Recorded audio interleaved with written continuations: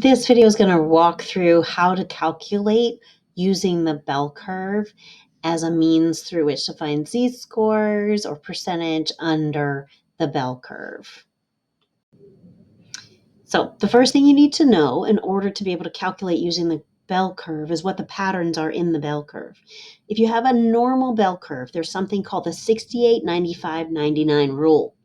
What that means is that everything within one standard deviation of the mean, right? So the red section in this picture would be all within one standard deviation of the mean. Everything in the one standard deviation is 68 roughly percent, 68%.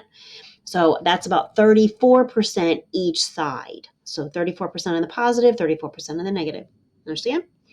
Then if you put the red and green together, you're going to add up to 95% of your sample. So that's about 47.7% on each side. Right? And it's always a little roughly because nothing's ever perfectly normal.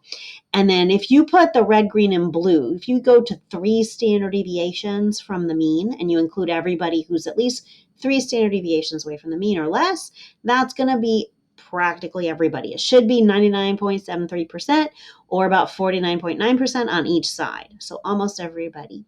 So sometimes even later we use the bell curve to decide whether something is an outlier if it's more than 3 standard deviations from the mean. Some people are more strict.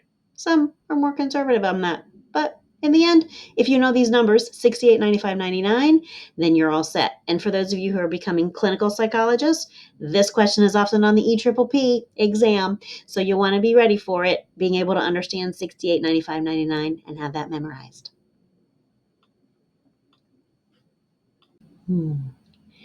So there are different ways to calculate using this information about the percentage under the bell curve.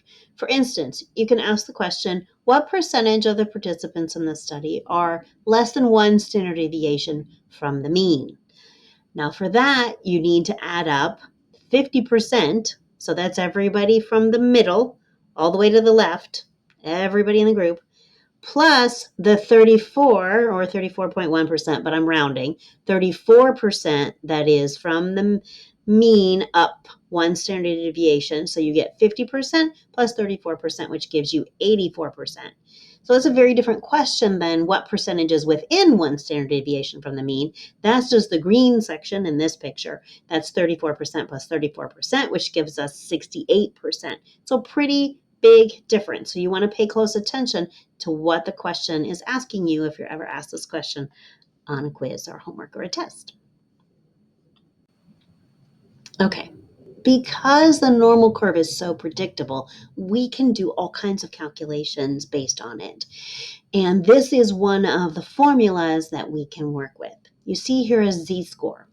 A z-score is a score that indicates the distance from the means in terms of standard deviation. So if something has a z-score of 1, then it's 1 standard deviation above the mean. If something has a z-score of negative 1.7, then it is 1.7 standard deviations below the mean. So your z-score can tell you exactly where that score is in terms of standard deviation, okay? And then you also see in the formula there an x. The x is just the value. So that would be how this, whatever the scale you're using.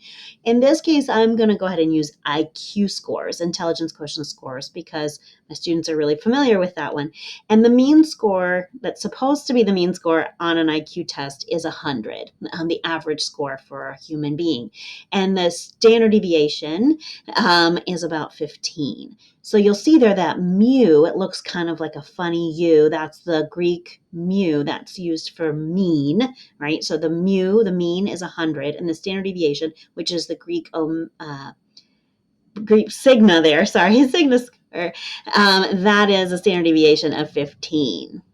So if you look at the formula on your right, you see the calculation. You just plug and chug. If you have the value but you don't know the z-score, you can figure it out by plugging in 115, and then your mean and your standard deviation are always going to be the same, 115, as long as you're doing IQ. And you'll find, 115 is 1 standard deviation above the mean. But you could also use this to plug and chug, just like your sixth grade algebra class. If you knew the z-score, but you didn't know the value, and you were like, I wonder what value is 1.96 standard deviations below the mean, you could put in negative 1.96 as your z-score and put an x in for your value, and you could calculate it out like algebra to know. And of course, computers will do this for us from now on, but we want you to understand the concept.